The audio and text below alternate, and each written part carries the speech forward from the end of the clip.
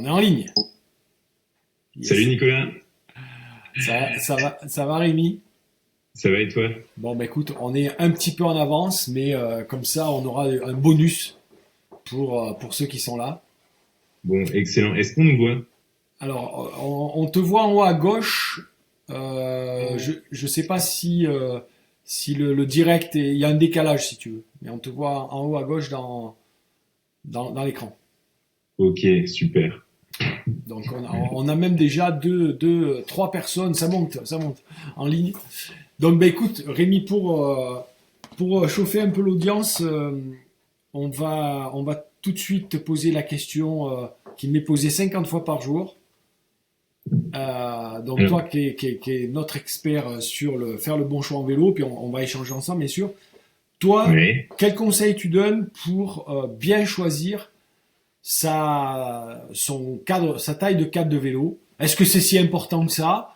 Est-ce que c'est Alors, important à 2, 3 centimètres près? Voilà, quel est ton avis là-dessus pour bien choisir sa hauteur de cadre? alors, la taille du cadre, c'est vraiment un point primordial. C'est extrêmement important. Et pour répondre à ta question, oui, c'est vraiment au centimètre près, voire même au millimètre près.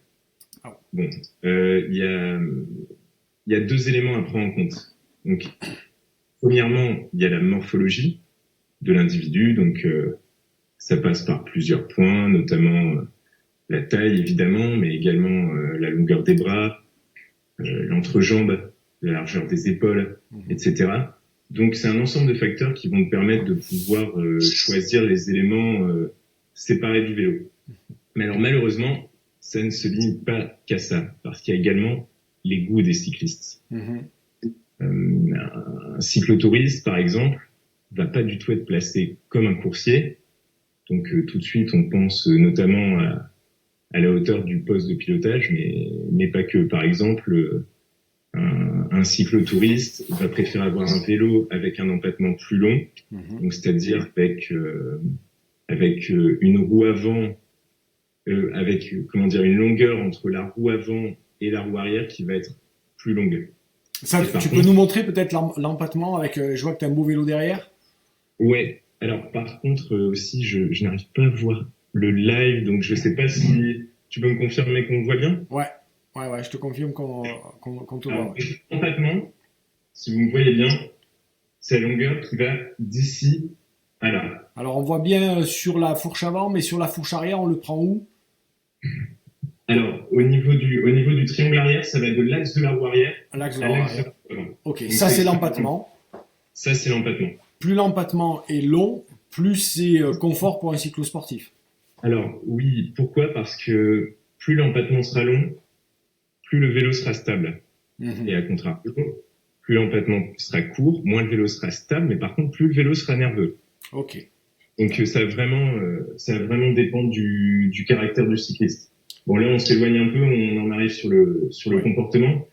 Mais donc, par rapport à la géométrie, ce qui est important, c'est de bien se mesurer et Mhm. de bien transmettre les informations. Donc, nous, par exemple, chez Origine, on a développé un configurateur de taille. Le client a juste à nous donner donc ces données, celles qu'on exposait tout à l'heure, donc pour faire donc entre jambes, taille, largeur, pôle, style de pilotage, donc extrêmement important. Et à partir de là, on préconise au client une taille de cadre, donc qui est là en l'occurrence chez nous, ça va de XS à double XL, une longueur de potence, un déport de tige de selle, une longueur de manivelle et une largeur de cintre. Et alors cerise sur le gâteau alors c'est un petit détail mais c'est extrêmement important. On peut même choisir la hauteur du poste de pilotage. Il y a des cyclistes qui vont être notamment par exemple plus sensibles du dos et qui vont préférer avoir un poste de pilotage un petit peu plus relevé. Donc c'est ce qu'on retrouve notamment relativement souvent chez les cyclotouristes. Ok. Alors, si on devait résumer et pour faire simple, la taille de cadre est très importante et s'évalue avec plusieurs critères. On a l'habitude de dire que c'est l'entrejambe fois un certain coefficient, en général 0,66 ou 0,65. Alors, oui, non, mais alors justement, ça ne se limite pas à ça parce que tout à l'heure on parlait comment dire, on parlait de la différence de position que peut avoir un coursier, par exemple un cyclotouriste ou un cyclosportif. C'est vraiment un élément qui est très important à prendre en compte. Donc, l'idéal, justement, pour choisir la taille, c'est de se rapprocher de nous, des pros, pour vraiment être sûr qu'il n'y ait pas d'erreur au moment de l'achat. D'accord, ok. Alors, je suis en train de regarder les commentaires parce que donc je l'ai pas dans la page de direct. Je suis obligé d'aller sur ma page. Donc je vais essayer de te trouver les commentaires parce que donc il y a déjà 40 personnes qui sont en ligne et qui nous posent des questions. Donc, alors où sont les commentaires? Je vais les trouver. Hein. Je te demande juste une petite seconde. Pas de souci.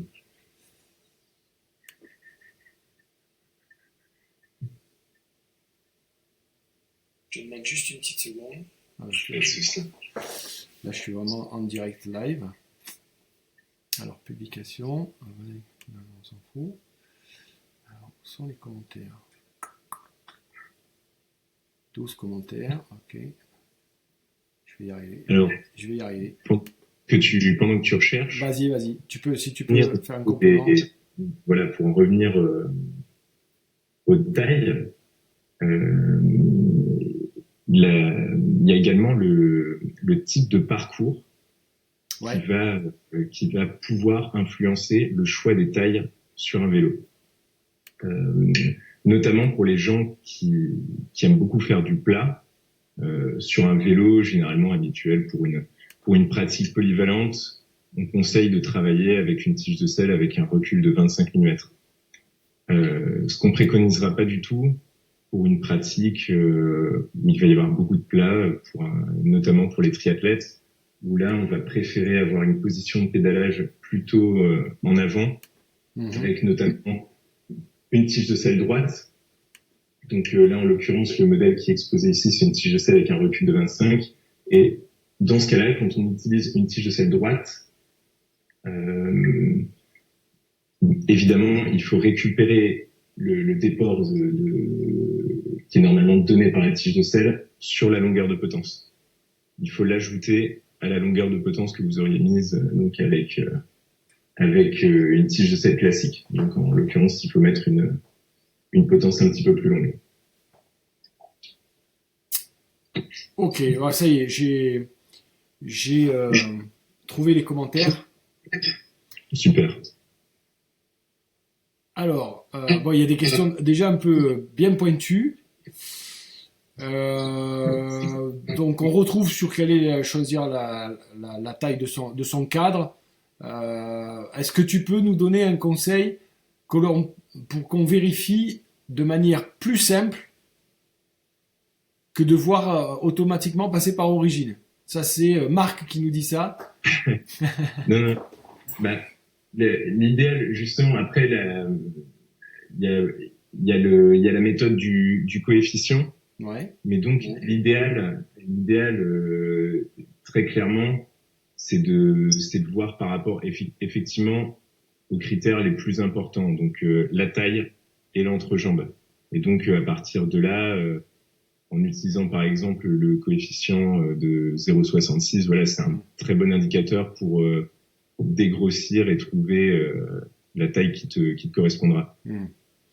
Voilà, on peut dire que 0,66 va nous donner un indicateur au centimètre, et après selon si j'ai un buste long ou un buste plus court, je vais pouvoir ajuster la taille au-dessus ou la taille au-dessous. On peut dire ça comme ça? Voilà. Notamment, oui, avec la longueur de potence, etc.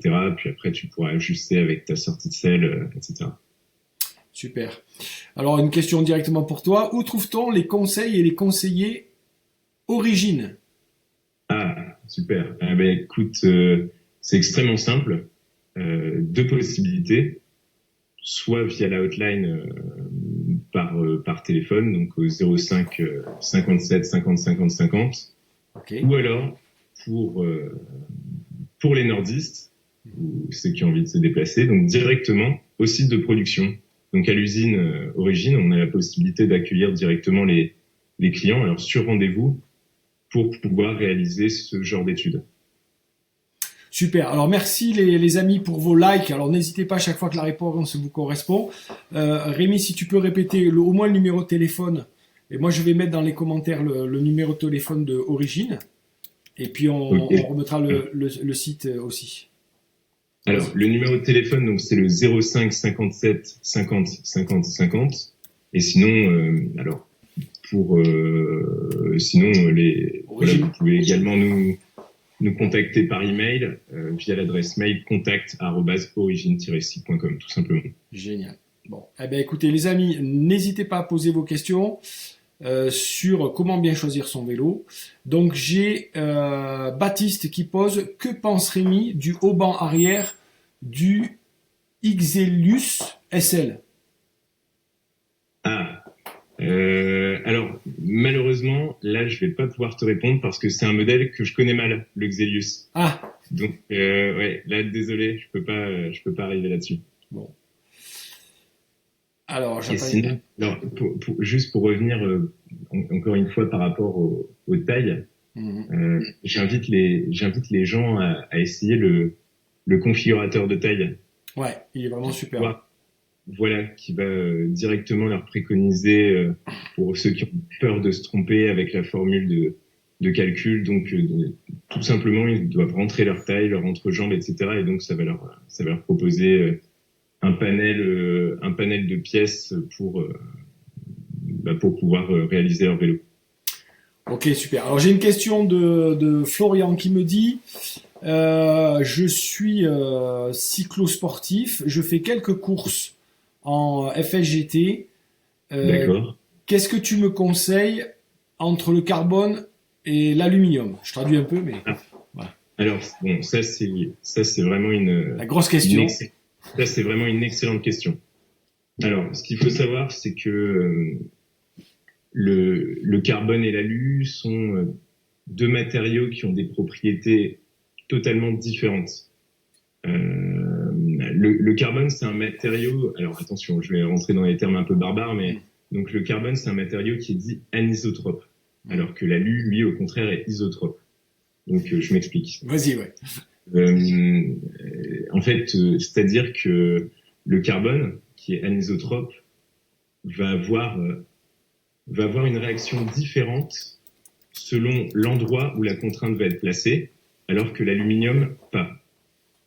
Donc, pour être plus clair, le carbone, si par exemple la fibre est disposée dans le sens latéral, on peut obtenir de la souplesse, et si la fibre est exposée en frontal, on va avoir quelque chose de très rigide.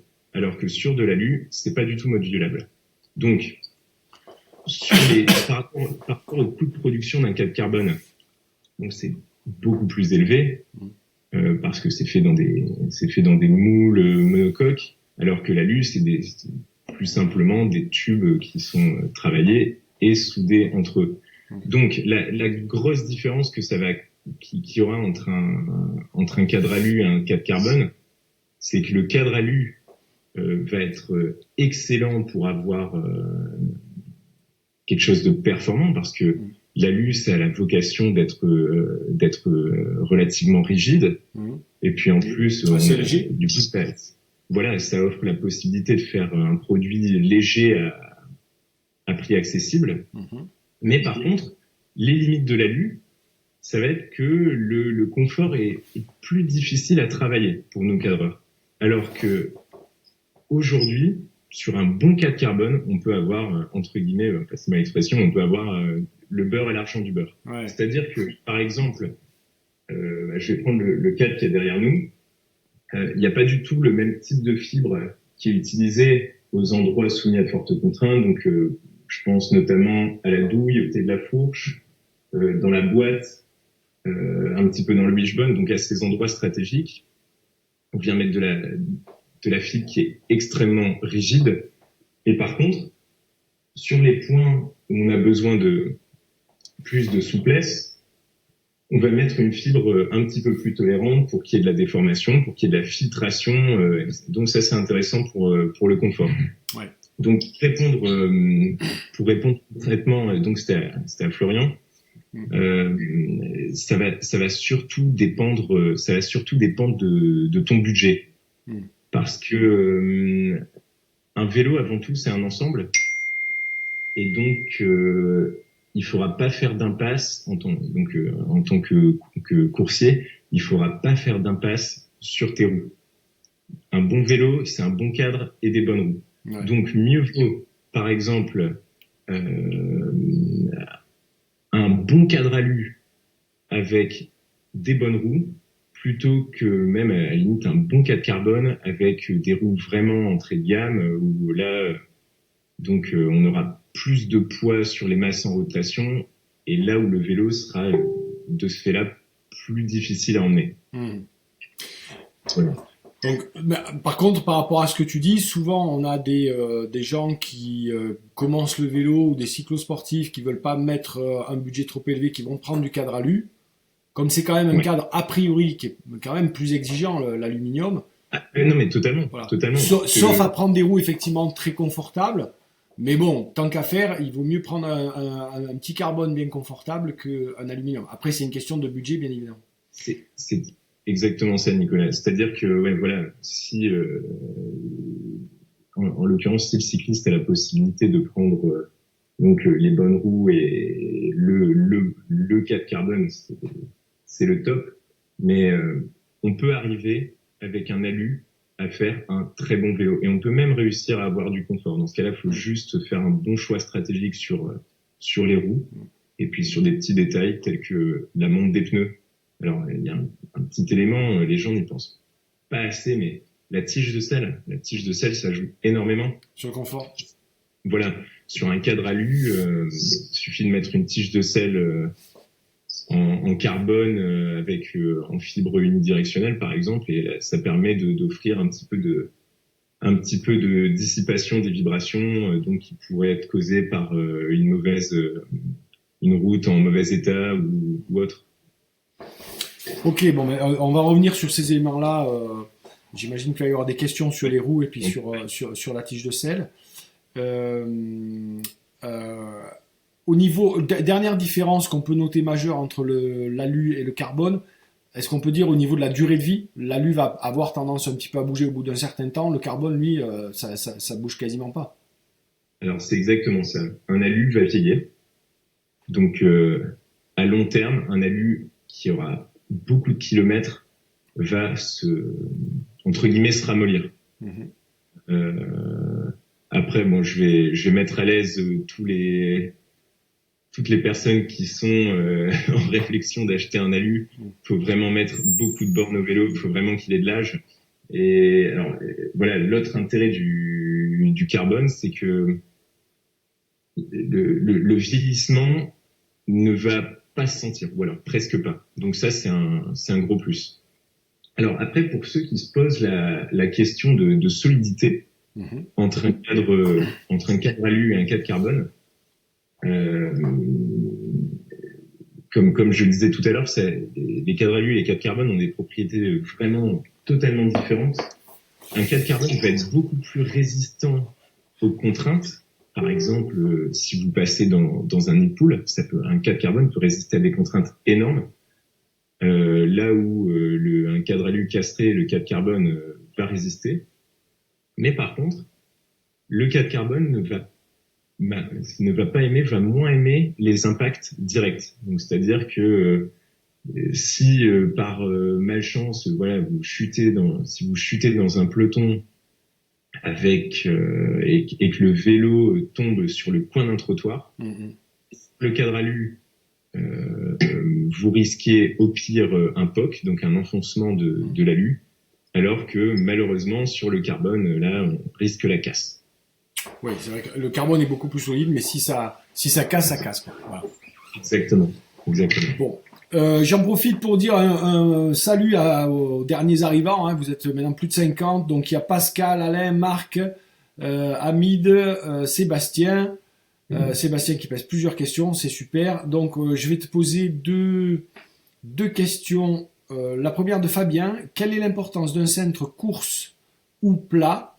Je ne suis pas très à l'aise avec le changement de vitesse et la position sur les cocottes pour atteindre les freins. Ok, bon, alors ça c'est ça c'est une question super intéressante. Ouais. Parce qu'effectivement, sur le marché des cintres, il existe vraiment de tout.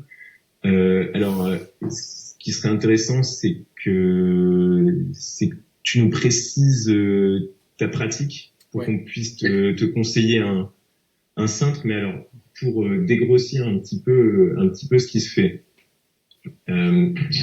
Est-ce qu'on arrive à voir le cintre là à la webcam? Moi, je te vois à la webcam, donc je pense qu'à l'enregistrement, ça se voit. Vas-y. Ok, super. Alors, premier point important sur un cintre, c'est ce qu'on va appeler le drop. Ouais. Donc, le drop, qu'est-ce que ça va être? Ça va être la différence de hauteur entre cet axe et cet axe. Donc, ce qu'il faut savoir, c'est que plus le drop va être faible, moins on aura de difficulté à mettre les mains en bas du cintre. Ce qu'on appelle les compacts. Voilà, exactement. Donc les cintres compacts, il y a un drop faible. Donc ça, c'est très en vogue en ce moment. À vrai dire, même il y a beaucoup de coursiers, énormément de coursiers, même qui roulent avec des cintres compacts. Donc deuxième point très important, ça va être ce qu'on appelle le reach, ou on peut appeler ça la profondeur du cintre. Donc c'est-à-dire là, ça va être de cet axe-là à cet axe-là. Donc là, en l'occurrence, ça va être le problème qui a été relevé pour atteindre les cocosses, notamment quand on freine. Donc, il suffit de choisir un cintre avec un reach un petit peu plus court. Mm-hmm. Mais alors, il n'y a pas qu'au niveau du cintre où on va pouvoir régler ça. Il y a également un petit réglage sur la plupart des sélecteurs de route, alors notamment toute la gamme Shimano, sur la gamme SRAM également, qui va permettre de pouvoir avancer légèrement le levier de frein pour que même les petites mains puissent réussir à atteindre très facilement le levier de freinage d'urgence. Alors, pour le cintre, autre point, il existe des cintres avec une section ronde, donc comme celui-ci, et il existe des cintres plats. Alors, les cintres plats, ergonomiquement parlant, là en l'occurrence, je pense au Ritchey Stream. Ergonomiquement parlant, sont top parce que donc un cintre, la partie supérieure, notamment par exemple sur ce cintre compact, va être droite. Alors que sur le Ritchey Stream, donc qui va être un cintre plat, il va y avoir ce qu'on appelle un back sweep, donc c'est-à-dire un angle de retour arrière du cintre de 7 degrés. Et ces 7 degrés correspondent à quoi? Correspondent justement à l'angle naturel des poignets. Donc c'est-à-dire que ça va être super intéressant pour le grimpeur, notamment qui va être en position assise et qui a pour habitude de forcer sur ses mains pour grimper. Souvent, ces cintres-là qui sont plats, l'idée reçue souvent, c'est que ce sont des cintres qui aident au niveau aérodynamique. En réalité, bon, pour l'aéro, c'est vraiment, ça change absolument rien. C'est même exactement le contraire. C'est un cintre qui va plutôt plaire aux grimpeurs ou alors aux personnes qui ont l'habitude de rouler les mains en haut du cintre. Oui. Il y a plus de confort parce qu'il y a une plus grande surface, donc sur les mains c'est plus agréable. Mais c'est vrai qu'on appelle ça des fois des cintres aéro finalement à tort. Mais voilà, exactement. Ce que tu disais sur le réglage des freins, c'est vraiment un réglage qui est méconnu et pourtant j'ai énormément moi de gens qui me disent oh, j'ai les mains petites, c'est compliqué, etc. Je me souviens que sur l'origine le RS que tu m'avais prêté et qui était en e-tape, où il y avait ce réglage qui était super bien fait, mais on aurait dit que le vélo il était sur mesure. Ça donne un confort dans le freinage, dans les descentes et tout ça qui est fabuleux. Bon, soit il faut faire un tuto, soit il faut que on en trouve un sur internet, mais c'est vraiment un réglage simple qui existe dans la plupart des grandes marques et que les gens connaissent peu en fait. Eh bien, écoute, à la limite, je te propose même de le faire tout de suite. En tout cas, pour les freins Shimano, c'est tellement simple, ça prend une petite seconde. Donc, pour faire ce réglage, c'est vraiment un peu plus simple. Il suffit de soulever la cocotte qui est ici, tac, de prendre un tournevis. Là, on a accès à une petite vis. Et en tournant dans le sens d'une montre, on rapproche le levier. Et dans le sens inverse des aiguilles d'une montre, on l'éloigne. Donc voilà, c'est vraiment aussi simple que ça. Ça se fait en 30 secondes, chrono en main, des deux côtés. Shimano, il faut reconnaître que c'est simple. Bon, super. Merci pour cette réponse. Donc, je pense que pour Fabien, ben, il y a plusieurs réglages qu'il peut faire pour vraiment avoir une position confortable sur son cintre. Alors, j'ai une question de Marc sur le configurateur. D'accord, alors, super. C'est peut-être moi qui vais répondre parce que je sais pas si tu vas... Allez, sur le configurateur, tout semble nickel, mais pour un prix de 6 000 euros, je pense, parce qu'en fait, il a marqué 60 000 euros, mais à mon 60 000 euros, oui, c'est... Il n'y a pas chez Origine. Hein. Je préfère voir le vélo, l'essayer pour régler les derniers points. Cette réponse, donc je pense que pour... Mais ce n'est pas possible du côté de la Charente. On entend ton son en retour, Rémi. Oui, attends, excuse-moi, pendant quelques secondes, j'ai eu... Tu m'entends là ? Là, c'est bon, je t'entends et je m'entends plus, c'est bon. Ah bah écoute, c'est super, parce que j'entendais en double, je sais pas trop ce qui s'est passé, donc si tu peux me reformuler la question. Bah, Marc nous dit sur le configurateur, tout semble nickel, mais pour un prix de 6 000 euros, je préfère voir le vélo, l'essayer pour régler les derniers points, mais ce n'est pas possible du côté de la Charente. Ah oui, alors effectivement, je comprends la remarque. Mais alors dans ce cas-là, à la limite, ce que je t'invite à faire, c'est de nous rencontrer à l'occasion d'un salon. J'imagine que tu dois participer à des cycles sportifs ou voilà, donc tu peux nous rencontrer sur l'Arc des Choix, sur le Roc d'Azur. On a également, si tu veux, un système de témoignage où on demande à nos clients de laisser leur adresse mail pour éventuellement par exemple que tu rentres en contact avec eux, et puis si tu vois qu'il y a un possesseur d'origine qui habite pas loin de chez toi, tu pourras rentrer en contact avec lui et puis tu pourras peut-être t'arranger avec lui pour un test. Exactement, c'est clair qu'il y en a de plus en plus. Bon, après, très clairement, c'est le cas de tous les vélos qu'on achète aujourd'hui sur Internet, il y en a pas mal. Et puis, même quand on achète chez un revendeur, c'est quand même rare qu'il ait le modèle et la taille qui nous correspondent pour faire l'essai. C'est très rare. Et que dans la plupart des cas, qu'est-ce qu'on fait pour un vélo de ce type-là ? Soit on fait confiance, parce qu'aujourd'hui on a confiance au vélo Origine avec tous les gens qui en sont super satisfaits, soit effectivement on trouve quelqu'un qui a un vélo et qui nous le fait tester. Mais voilà, c'est un problème qu'on va retrouver... et qu'on va retrouver partout. Ouais, je te rejoins totalement sur cet aspect-là, d'autant plus que pour sécuriser nos clients, parce que on se rend compte que effectivement, on signe un chèque pour un vélo à 6 000 euros, c'est pas quelque chose qu'on fait tous les jours et ça résulte de mois de recherche, etc. Donc on a décidé de mettre en place des garanties pour sécuriser le client. Donc si le vélo lui ne satisfait pas, déjà il peut le renvoyer, mais alors surtout on a fait une garantie de bonne taille. Donc ça c'est super intéressant pour le client parce que admettons par exemple que la taille de potence ou admettons même plus grave de cadre ne conviennent pas. Dans ce cas-là, le client a la possibilité de nous contacter pour nous signaler le problème. Et dès lors, on fait passer un transporteur chez lui pour rapatrier le vélo. On change de taille de cadre, de potence s'il faut, et on lui réexpédie le vélo et il n'y a rien à débourser. Donc au contraire, je dirais que via cet achat, au contraire, le client est même plus sécurisé que s'il allait encore dans un magasin, parce que C'est rare que les là, magasins font ça, ouais. C'est voilà, c'est une garantie là, que peu de gens font, quoi.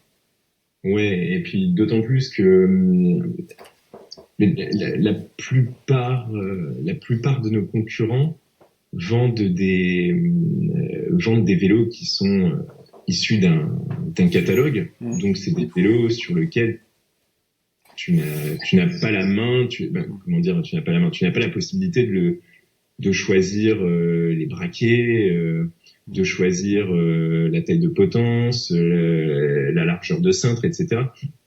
Et du coup, au final, bon, tu te fais plaisir, tu t'achètes un beau vélo, mais après, tu dois l'adapter à tes besoins. Par exemple, si tu es un peu large d'épaule, tu dois démonter ton cintre tu dois en racheter un, tu dois faire un peu de mécanique. Donc voilà, tout ça pour nous, c'était pas concevable. Et d'ailleurs, c'est pour ça qu'on a voulu offrir cette flexibilité aux clients, parce que nous, la personnalisation, ça fait vraiment partie de nous, quoi. C'est vraiment l'essence même de notre marque. Mm. Non, mais c'est vraiment super, c'est un gros plus.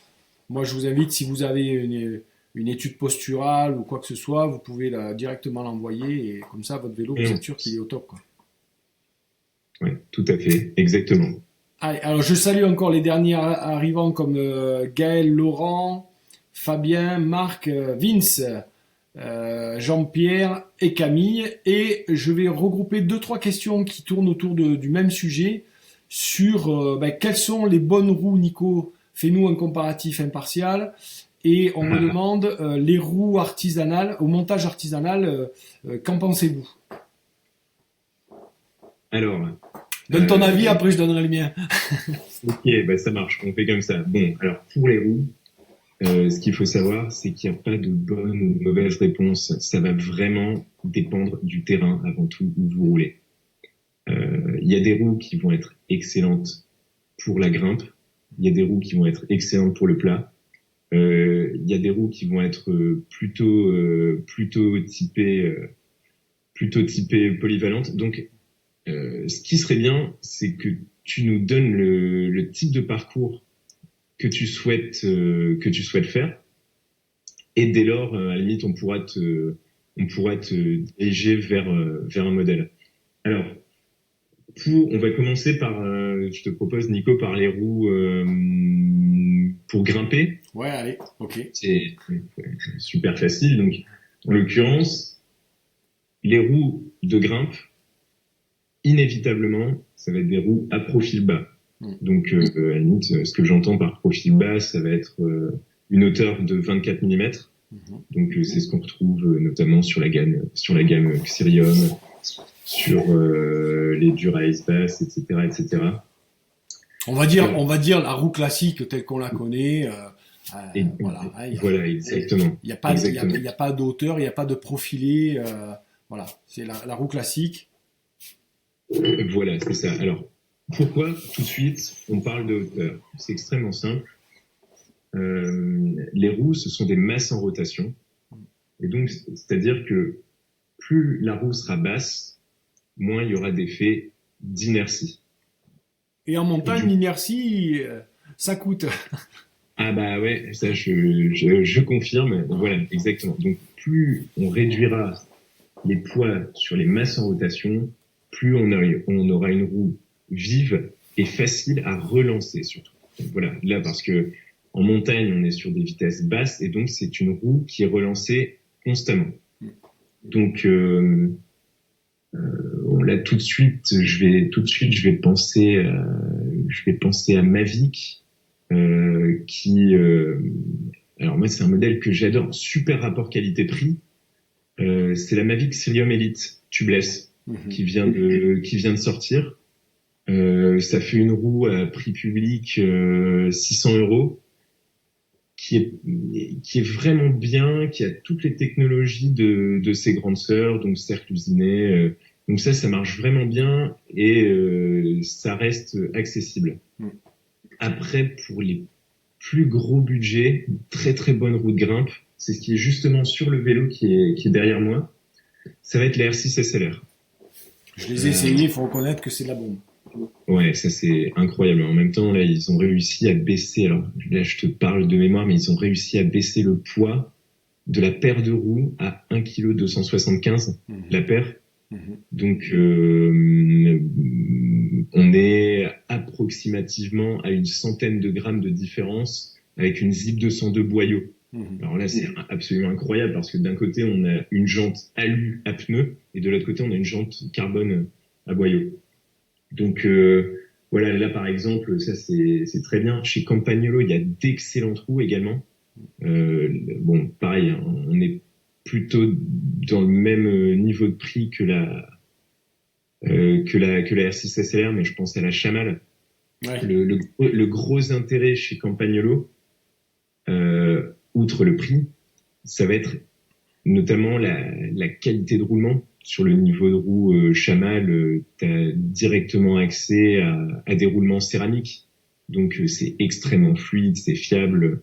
Donc voilà, ça c'est un gros plus. Il faut reconnaître que c'est un gros plus. Ouais. Les roulements céramiques sur la Chamal, c'est vraiment c'est un luxe, mais c'est un luxe qui est appréciable. Oui, parce qu'on a une garantie donc du roulement et puis en termes de j'allais dire d'entretien, mais surtout finalement de longévité, on est quand même beaucoup plus sécurisé, quoi. Voilà, ouais, tout à fait. Donc toi, justement, qu'est-ce que tu en penses par rapport aux roues de montagne, s'il y a des modèles qui t'ont marqué ou...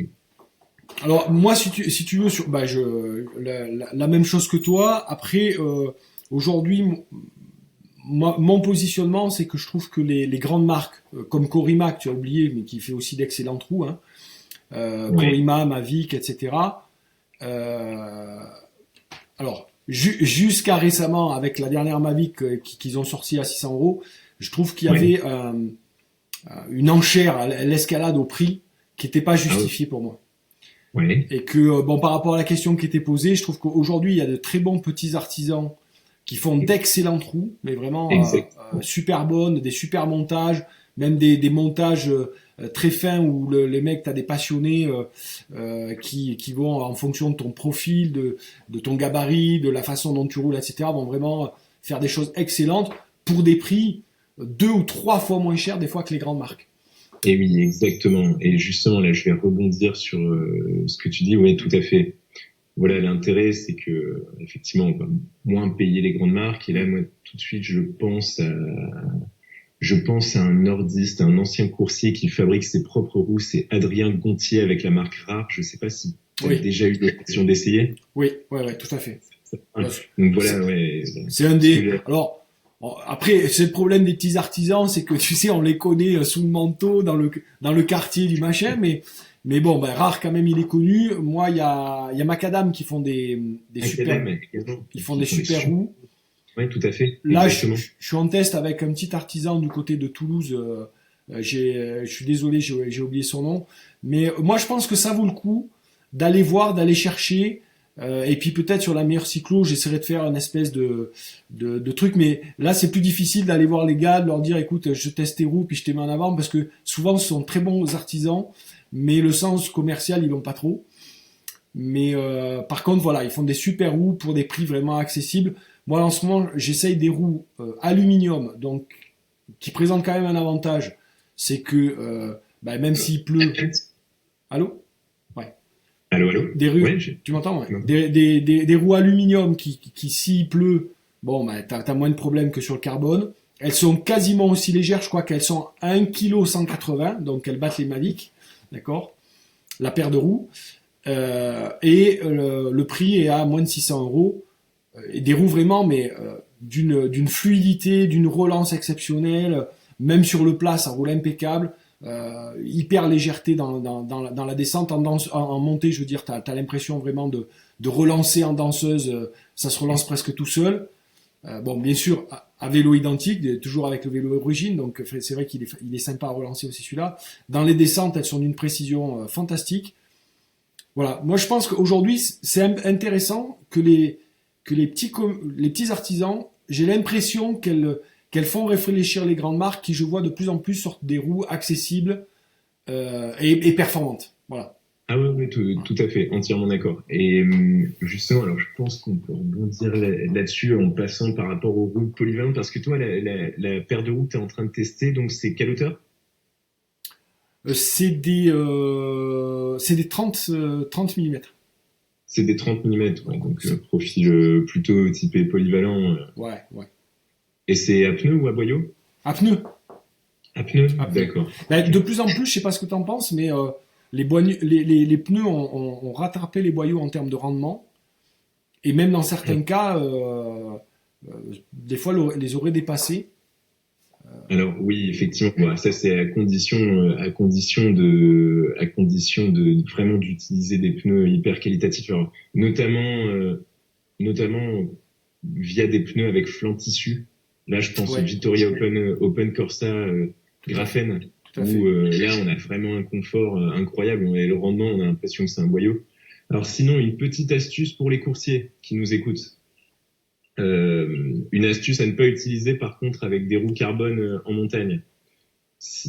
Un moyen de gagner énormément et pour vraiment pas cher donc sur les masses en rotation, sur les roues, c'est l'utilisation des chambres à air latex. Mhm. Donc c'est un peu contraignant les chambres à air latex parce que ça se dégonfle très rapidement. Il faut vraiment par exemple, si vous roulez le matin, vous laissez le vélo le midi et vous allez rerouler l'après-midi, il faut vraiment gonfler la chambre avant la sortie puisque c'est le latex est très poreux.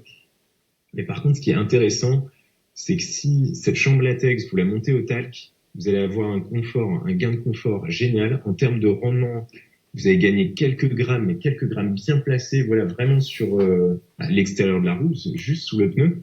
Donc ça va être un vélo qui va être encore plus facile à relancer. Alors pourquoi je disais tout à l'heure ne pas utiliser cette technique sur sur des jantes carbone, parce que les chambres à air latex sont tellement fines qu'elles ne supportent pas la chauffe.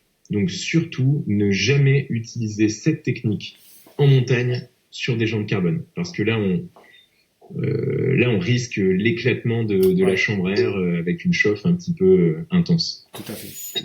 Merci Voilà. de me donner cette précision importante, Rémi. Alors, il y a Cédric de NCT, Salut Cédric. ouais, qui nous salue tous les deux. Une question de Frédéric. Tu sais, tout à l'heure, tu parlais des accessoires, notamment la tige de sel pour améliorer le confort. Alors, il me dit, est-ce que le sens des fibres est indiqué ou visible sur les accessoires? Sinon, comment le savoir? Alors, malheureusement, non. C'est pas toujours indiqué. Souvent, il faut regarder dans le descriptif technique. Mais à la limite, ce que je te propose, c'est qu'on fasse ensemble un petit brief extrêmement simple sur comment reconnaître les types de tissage. Alors, je vais pas m'avancer dans le type de fibre, mais dans les types de tissage. C'est extrêmement simple. Donc, on connaît tous cette fibre qui a des aspects de petits carrés, qui est beaucoup utilisée en automobile. Alors, à la limite, ce que je vais faire, le problème, c'est que je pense que ma webcam est fixe. Donc, est-ce qu'on arrive à voir l'image bouger, là, la webcam? Là, moi, je te vois, oui. Ok. Alors, Tu la bouges, ouais. J'espère que ça va marcher pour les gens qui nous regardent.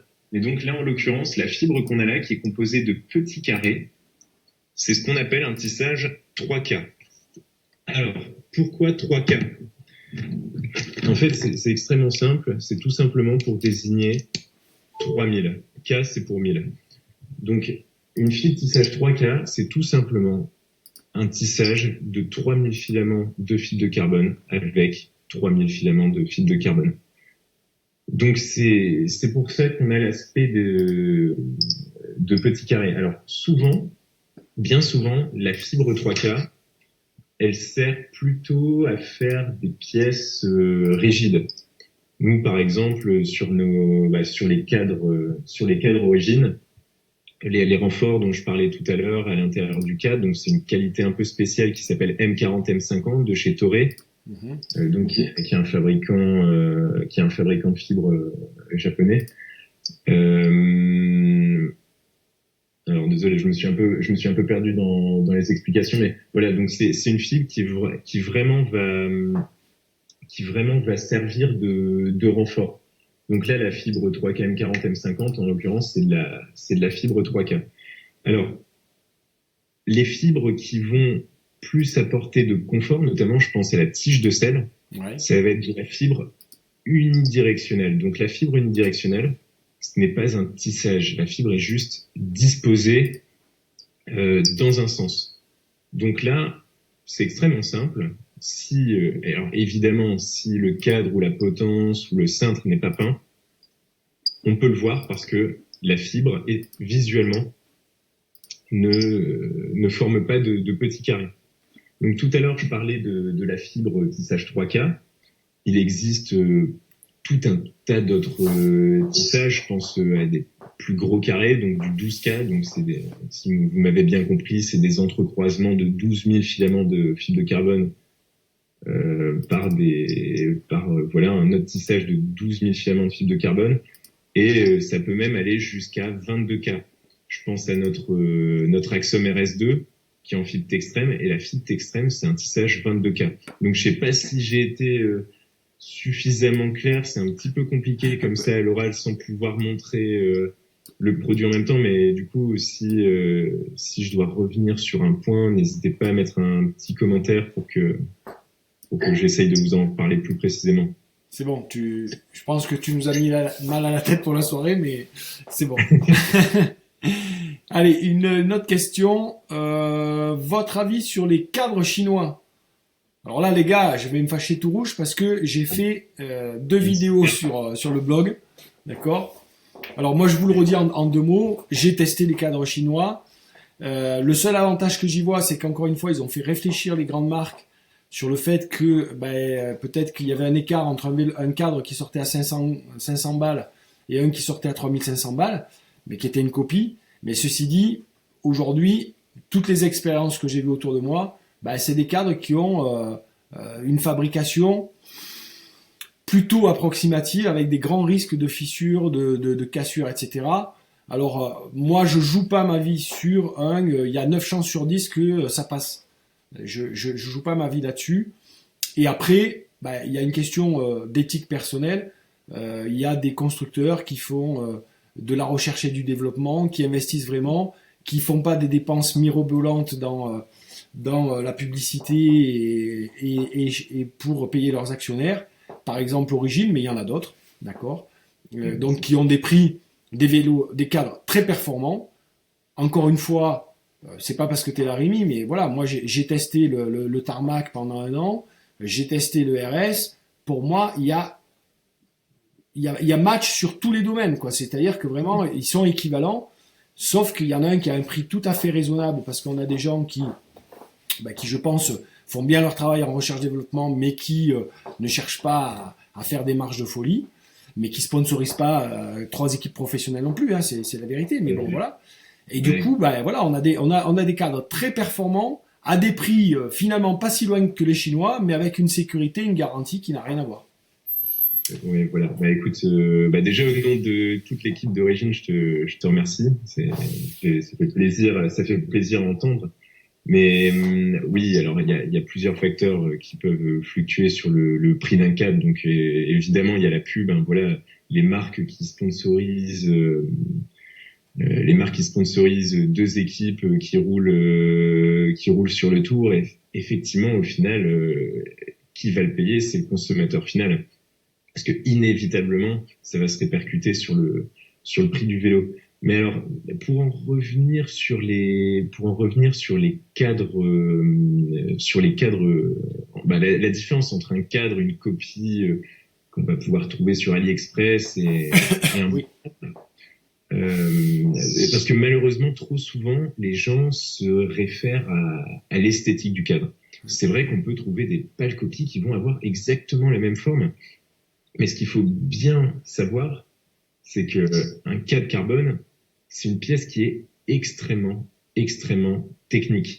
Et toute la technicité repose, sur la géométrie, mais bon, alors évidemment sur la géométrie copiée, sur les copies, mais également sur le type de fibre, mais également les techniques de moulage.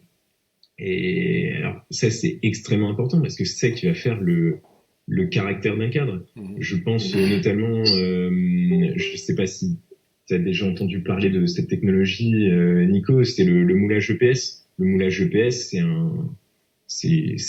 pour schématiser, c'est un moulage interne qui est fait à l'intérieur de ton cadre pour compacter les couches de fibres de carbone entre elles et pouvoir lisser l'intérieur du cadre, donc pouvoir retirer tout ce qui va être excédent de résine, etc. Et donc ça réduit, ça améliore la qualité du cadre, ça réduit le risque de bullage, puis au final, ça te permet d'avoir un produit extrêmement technique. Et alors, ça a un coût. Et évidemment, sur les copies, tu ne retrouves pas ces finitions-là. Un vélo chinois, t'es sûr qu'à l'intérieur, pour passer les câbles, c'est un enfer, parce que justement, c'est pas lissé. Mais comme tu viens de le dire, il n'y a pas que cet aspect de passage des câbles. Derrière, ça permet d'avoir un cadre qui est beaucoup plus homogène, quoi. Voilà. Parce que moi, j'ai 2 copains qui avaient acheté des Pinarello en chinois. Alors déjà, de l'un à l'autre, tu voyais que c'était les mêmes tailles, hein. De l'un à l'autre, tu voyais qu'il y avait une rigidité qui n'avait rien à voir entre les 2 cadres. Oui, naturellement, oui. Voilà. Et que par rapport, après, on a pu l'essayer par rapport à un vrai Pinarello, c'était le F8. Hein. Et il y avait encore une différence de confort, parce que tu sais, le Pinarello, il a la réputation d'être très raide, très rigide, donc si tu veux, c'était du bon, il est raide, il est rigide, sauf que quand il a essayé l'autre, il a dit, mais c'est pas croyable, quoi, je me fais défoncer les lombaires et les cuisses, il s'en rendait pas compte, tu vois. Donc, il y a tout un tas de petits détails qui vont jouer. Après, là, moi, où je joue pas, c'est sur la sécurité, et puis après, sur le fait de se dire, voilà. Mais voilà, ça c'est clair et net. Mieux vaut effectivement dépenser un petit peu plus et avoir quelque chose, parce que il faut pas croire, hein, mais donc un vélo, étant donné que c'est un cadre de vélo, étant donné que c'est un produit qui est soumis à un usage, qui est soumis au code de la route, donc qui est destiné à un usage routier, nous constructeurs sommes obligés de normaliser nos cadres. Donc en fait, quand on développe un cadre, à la fin, vraiment, quand on a validé le prototype, on doit se rapprocher de centres où les cadres subissent des tests de stress extrême sur banc d'essai et les cadres doivent résister à un certain stress pour obtenir la norme. Et j'imagine que voilà, tous les cadres qu'on trouve voilà sur AliExpress, etc. Je pense pas. Je pense qu'à mon avis, les vendeurs sautent au-dessus de ces normes et mettent le produit sur le marché directement comme ça. Bien sûr. Alors, encore plein de nouvelles questions et de nouveaux arrivants. On va essayer d'être. On n'a plus qu'un quart d'heure, donc il faut qu'on fasse des réponses rapides. Répondez par oui ou par non. Alors, j'ai une question de Julien. Qu'en est-il du choix d'un vélo de chrono? Doit-on prendre sensiblement les mêmes dimensions qu'un vélo route? Non, alors justement, pas du tout. Pas du tout. D'ailleurs, même bien souvent, les vélos de chrono n'existent même pas en taille double XL. Donc voilà, on en parlait tout à l'heure au tout début de la conversation. Les vélos de chrono, c'est de la tige droite, c'est une position qui est extrêmement en avant, donc non, ça n'a absolument rien de commun. Tout à fait. Ouais. Donc, là, alors, à la limite, même si je peux ajouter un petit conseil notamment pour les triathlètes. Ouais. Pas envie d'allouer un budget sur 2 vélos. L'idéal, c'est de travailler avec 2 paires de roues, une tige de selle et une potence. Je m'explique. Au final, un vélo même qui n'est pas un vélo de chrono, on a la possibilité de le typer en mettant des roues plus hautes, du genre des 50 mm ou des 60 mm. Et donc, ce qu'on disait tout à l'heure, une tige de selle droite, sans déport, une potence plus longue et une paire de prolongateurs. Donc, c'est un vélo qui permettra de bien marcher sur le plat, mais qui permettra d'être polyvalent. C'est-à-dire que, par exemple, si vous partez en vacances et que après l'épreuve de tri, vous voulez vous attaquer à des cols, ben, vous n'avez pas à avoir amené un deuxième vélo, vous avez juste à changer la paire de roues, la tige de selle, et voilà, tout simplement. Disons que pour 90% d'entre vous, c'est-à-dire sauf pour ceux qui sont vraiment dans le top niveau, Exactement. euh, un vélo polyvalent, bon, comme le RS, comme d'autres, etc., on peut facilement le muter pour moins de coûts que d'avoir un deuxième vélo. Voilà, exactement.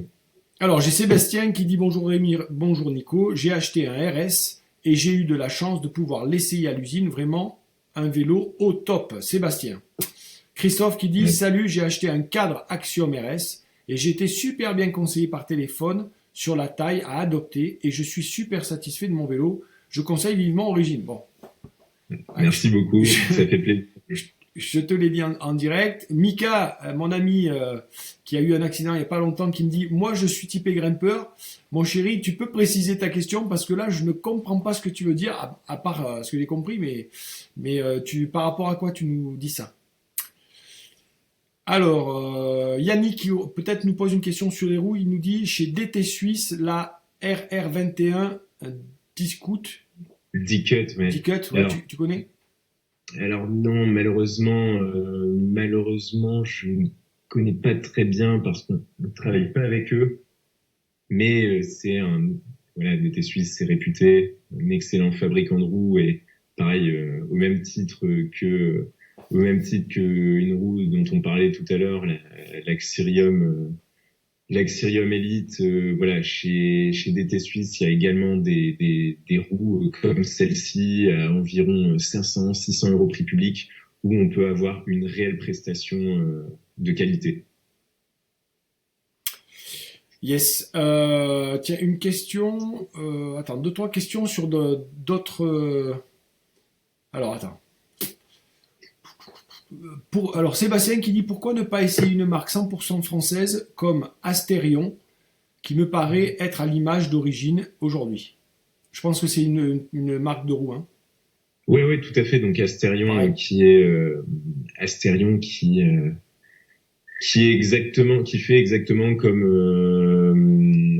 Rare ou voilà. Donc c'est un fabricant de roues. Ouais. Alors j'imagine que la question était destinée à Origine, pourquoi on l'avait pas intégré au configurateur? Tout simplement parce que pour rassurer les gens, en tant que marque qui vend par Internet, pour l'instant, on ne travaille qu'avec des marques, en tout cas les marques qu'on propose de roues, on travaille qu'avec des marques vraiment connues et reconnues qui sont implantées depuis des années. Donc alors attention, je remets pas du tout en cause de la qualité des roues, mais c'est juste une question d'image. Oui, c'est-à-dire que vous avez besoin aussi de vous construire votre image, et donc vous voulez rassurer les gens avec à côté des choses qui sont plus connues pour l'instant. Mais je suis sûr que ta volonté, c'est à terme d'être au maximum 100% français. Et d'ailleurs, mais totalement. Et d'ailleurs, c'est pour ça justement qu'on a mis en place l'option sans roue, parce que du coup, les gens qui sont désireux d'acheter un vélo Origine peuvent l'acheter sans roue pour s'ils possèdent une paire de roues Astérion ou alors Rare, je peux comprendre qu'ils n'aient pas envie de racheter de racheter une nouvelle paire de roues alors qu'ils n'en ont pas besoin. Ils peuvent aller sur le configurateur, sélectionner l'option sans roue, nous envoyer donc la roue arrière pour que le vélo arrive 100% réglé et prêt à rouler quand ils reçoivent le vélo. Et voilà. Yes. Donc de toute façon, il y a vraiment une possibilité de choix énorme et d'adaptation. Alors bon, là, vous êtes très nombreux à me parler d'une tonne de paires de roues. Donc les Legion Wells, les Legion Wells, exactement, aussi, qui est en train de monter comme il faut. Bon, t'as des retours, t'as pu essayer, toi? Moi, ils devaient me les faire essayer, j'ai toujours pas essayé. Alors non, alors je les ai pas testés personnellement, mais donc c'est une équipe de jeunes Français qui se battent et alors régulièrement, pas plus tard que la semaine dernière, Il y a donc un client qui nous en a rapporté une paire, pareil dans le cadre de l'achat d'un vélo Origine. Donc là, sous peu, il y aura peut-être une photo d'un vélo Origine avec une paire de roues Legend. Alors sinon, il y a également Cédric de Normandie Cycling, hein, qui est en train de tester là notre RS2 avec les Legends. Mais en tout cas, personnellement, malheureusement, je peux pas encore m'aventurer dans un débrief parce que j'ai pas encore eu la chance de les essayer. Ok. Bon, bah écoute, Cédric, si tu es là, tu nous fais un rapide brief. Parce que comme Rémi parle très longtemps, on va pas avoir le temps de tout passer. Donc, je me fais un peu chambrer par Christelle qui me dit, il y a beaucoup de coupes sur les étagères, merci. Je m'excuse auprès de tous. Apparemment, la webcam, elle marche pas. Ils ont qu'une image fixe. Donc, je suis vraiment désolé. Ça doit venir simplement du débit de la connexion Wi-Fi. Parce que là, on doit passer en double connexion. Enfin, bon, je vous passe les détails techniques. On a essayé, c'est notre première, les amis. Donc, je suis vraiment désolé. Mais en fait, vous êtes nombreux à dire que vous entendrez très bien Rémi. Et merci pour les explications.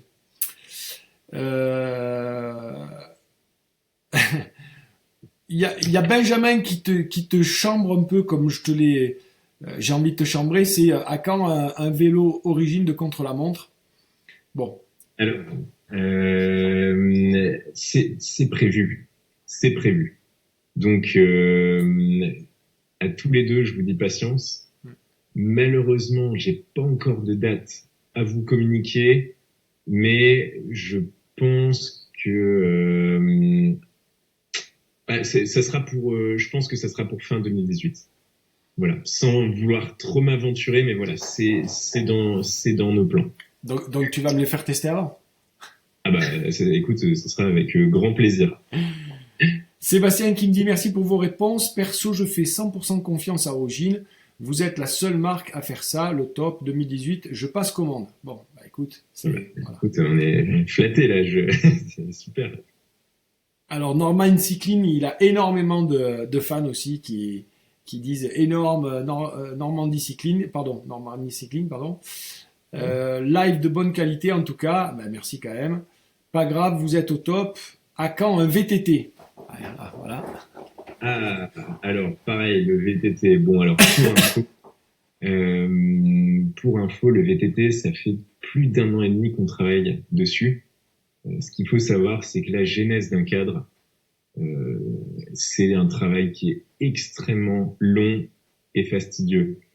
Et donc pour le VTT, en toute transparence, en toute sincérité, on pensait le présenter pour l'Europe d'Azur, donc en octobre, mais on a pris du retard en fait. Voilà, chez Origine, on a une philosophie un peu spéciale. Tant qu'on juge que le produit n'est vraiment pas prêt à 100%, on préfère naturellement ne pas le présenter. On préfère prendre du retard, mais qu'une fois que le produit soit sur le marché, qu'il soit vraiment au top de chez top.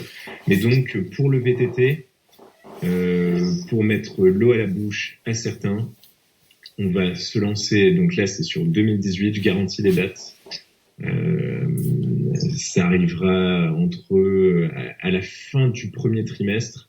On va arriver avec 2 cadres, un semi-rigide de cross-country, donc en carbone monocoque, et un tout suspendu.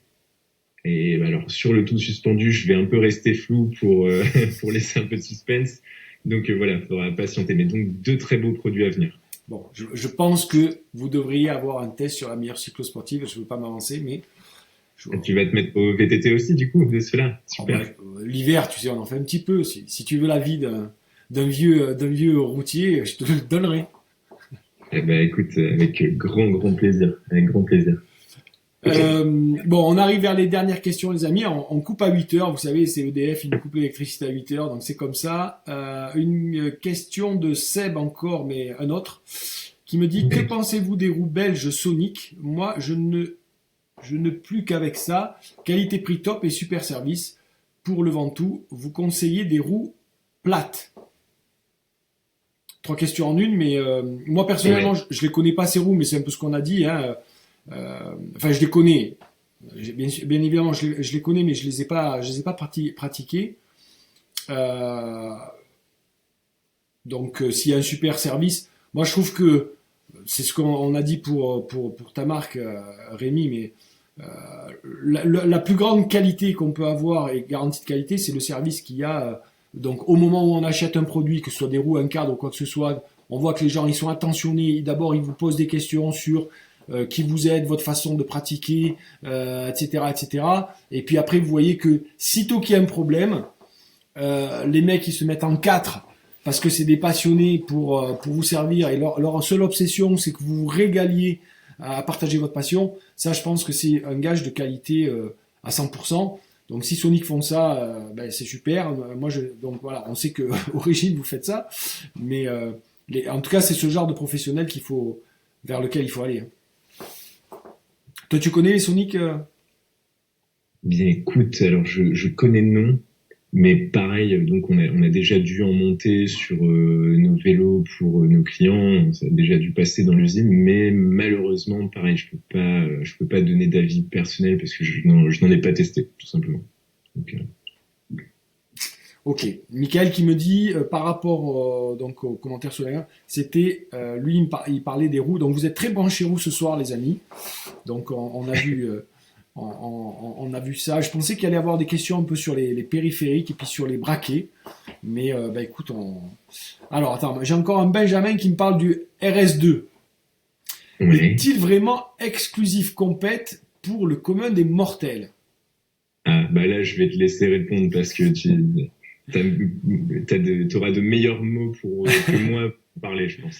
Écoute, moi, Benjamin, je te réponds, l'exemple dont j'ai parlé dans la vidéo, c'est que moi, je l'ai filé, quand je l'avais en test, je l'ai filé en test à mon oncle. Donc mon oncle, il a 64 ans. Il fait 2000 km de vélo, 2000 km de vélo par an. Donc tu vois, c'est pas un grand coursier, un grand cycliste. Il fait vraiment pour le plaisir. Mais je lui dis, vas-y, essaye-le, parce que je trouve qu'il est confortable. Et donc, chaque année, sa sortie de reprise, c'est une sortie par chez moi qui fait 30 km, qui s'appelle le Tour de Saint-Clément. Et chaque année, quand il fait sa première sortie, vous savez ce que c'est, on fait les 30 km, on est content de rentrer, on n'a pas trop mal aux fesses, on est content, tout va bien. Et là, il m'a dit, écoute Nico, toute la sortie, j'ai fait waouh, parce que les relances, le machin, le truc, j'ai trouvé ça sympa. Et ce qui m'a frappé, c'est qu'à la fin de la sortie, j'étais tellement bien et que pas fatigué que j'ai refait encore une sortie de 10 km notre tour vers chez moi avec un peu des côtes. Il s'est régalé, ce qui pour moi voilà symbolise bien que c'est un vélo qui bien sûr est très performant pour la compétition. Moi je m'en sers même dans des courses UFOLEP en termes de relance, c'est super, mais sur des grandes courses comme l'étape du Tour ou quoi que ce soit, il y a un confort vraiment fantastique. Mais même quand on est cyclo, qu'on cherche du confort, mais avoir quand même un vélo qui est léger, qui a du bon rendement, moi je conseille, évidemment, je conseille. Je trouve il est bluffant par son confort. Pour un vélo de ce niveau-là, de rendement et de performance, il est vraiment bluffant par son confort. Et tout à l'heure, il y a quelqu'un qui parlait du Cannondale ou bon, évidemment, on a parlé du Pinarello, tout ça. C'est des vélos qui se classent voilà, vraiment au top de la performance, mais qui en général sont quand même beaucoup plus exigeants, quoi. D'un point de vue confort, c'est pas la même chose quand même. Hein. Donc là, par contre, le RS, ouais, il a un super confort. Quoi. Y a-t-il des premières catégories ou des élites qui roulent sur Origine, mon cher Rémi? Alors, depuis le lancement de la marque, on travaille avec une équipe nordiste de DN qui s'appelle l'ESG Douai. Ouais. Et donc qui notamment, alors c'est amusant parce qu'ils ont commencé à l'époque, donc dans notre gamme, si on retourne 5 ans en arrière, on avait que le 250. Donc ils ont commencé à rouler avec le 250 et voilà, actuellement ils roulent avec le RS2. Alors on a également une équipe parisienne de jeunes qui s'appelle Team 94. Mm-hmm. Et voilà. J'ai une question. Allez, ça sera la dernière question, les amis, parce que c'est 20h02. Une question de Mika sur les périphériques. Bon, un grand classique. Parlons groupe, électrique ou mécanique? Alors, comme dernière question, c'est du costaud. C'est du costaud parce qu'il y a beaucoup de choses à dire. Donc, on va essayer de la faire vraiment. Fais-nous la synthèse. Tu veux répondre ou... Allez, je vais essayer de te le faire synthèse, mais on est deux passionnés. Mais écoute, pour moi, franchement, je trouve que le mécanique est top. Bon, parce qu'on a l'habitude, mais aujourd'hui, il y a un confort de passage de vitesse pour un bon groupe mécanique, évidemment, qui est vraiment tip top. Niveau légèreté poids, maintenant, ça se vaut équivalent. Après, l'électrique apporte un léger plus en confort, indiscutablement, sur le passage des vitesses, même en pleine accélération, etc. Ça, c'est clair. Mais je trouve que l'écart de prix aujourd'hui ne vaut pas l'écart qu'il y a de confort entre l'électrique et le mécanique. Très clairement, aujourd'hui, il y a des pros qui sont électriques, il y a des pros qui sont mécaniques. Quand ils sont obligés, ils prennent ce qu'on leur donne. Quand ils ont le choix, certains préfèrent encore du mécanique et certains préfèrent l'électrique. Donc pour dire qu'en termes de performance, on est vraiment sur du kiff-kiff et que quand tu payes ton groupe, moi aujourd'hui, rapport qualité-prix, je préfère le mécanique. Si je gagne au loto et que je veux me faire vraiment plaisir, on peut prendre de l'électrique, mais je trouve pas qu'il y ait une différence à tomber par terre. Mais voilà, écoute, je partage entièrement ton avis. Voilà, en termes de performance, c'est du pareil au même. Mais par contre, voilà, en termes de confort d'utilisation, je pense notamment aux fins de sortie où on va presque avoir les doigts engourdis. Ça passe tout seul, même si on a un mouvement qui est plus très précis. Et je dois dire que malgré tout, c'est un luxe. Donc c'est quand je dis luxe, donc ça veut dire que voilà, c'est pas obligatoire, mais c'est un luxe auquel on s'habitue. Oui. Donc c'est ça. Mieux vaut ne pas trop y goûter, parce que généralement, quand on est habitué à l'électrique, c'est difficile de repasser à du mécanique. Donc voilà. Alors tiens, j'ai quand même 2-3 questions, je suis obligé de les lire là. Mais alors déjà il y a Christelle qui me dit le tarmac est rigide et confortable. Tout à fait, tu as raison. Mais je trouve qu'il a le même comportement que le RS, est 2 fois moins cher et français. Donc, à toi de voir. Par contre, après, on a dit qu'il y a 3 questions là, qui grosso modo, je la résume, c'est quelle est la différence entre le 350 et le RS2 en matière de rendement? Alors, bon, pareil, c'est une excellente question. C'est 2 cas qui sont pas du tout faits pour la même pratique. Le RS va avoir un rendement plus important que le 350, mais par contre, on ne va pas se mentir, le 350 est encore plus confortable que le RS. Donc, clairement, c'est selon ce que tu recherches. Si tu es purement cyclosportif et que tu aimes les très longues sorties, dans ce cas-là, je t'orienterai plutôt vers un 350. Si, à contrario, même malgré tout, tu as l'habitude de te faire des longues sorties, mais tu as ce côté puncher en toi, dans ce cas-là, le RS, je pense qu'il te séduira plus de par son rendement. Tout à fait. Bon, je valide aussi. Je trouve que le 350 sur des longues sorties style cyclo, en termes de rendement, tu vois pas la différence presque avec le RS. Par contre, voilà, c'est vrai que si tu fais des courses style UFOLEP, style nerveux, le RS a quand même un peu plus de punch.